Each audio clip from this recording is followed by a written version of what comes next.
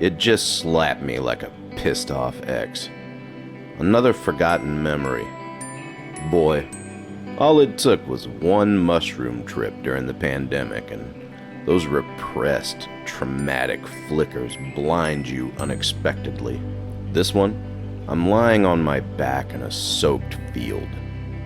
The morning South Carolina dew is nearly ice. I was in boot camp.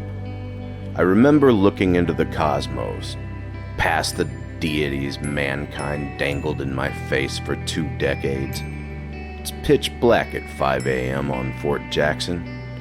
I just returned to the sitting position from rolling over and vomiting at my side. It didn't even draw attention from the soldier next to me, who was probably deep in thought herself, viewing her own mind film of regret. I remember peering deep into space, that abyss we collectively know little of. In that very moment between ups and downs and missing my daughter, I often wondered if she could walk outside and see that same void. Then I'd wonder how a 2-year-old would get outside at 5 a.m., but I digress. I remember looking deeper than I'd ever done before, and striking a deal with whatever it could have been staring back at me, this tiny dot on a dirty rock doing sit-ups in the cold.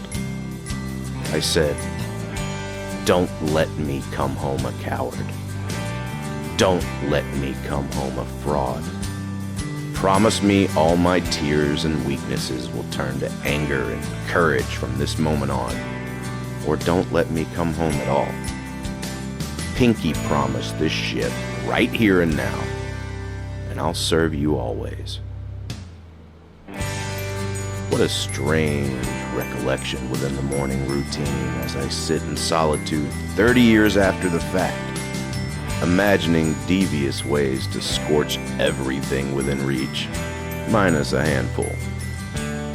There is something else out there, and it's listening, but it's not what you think.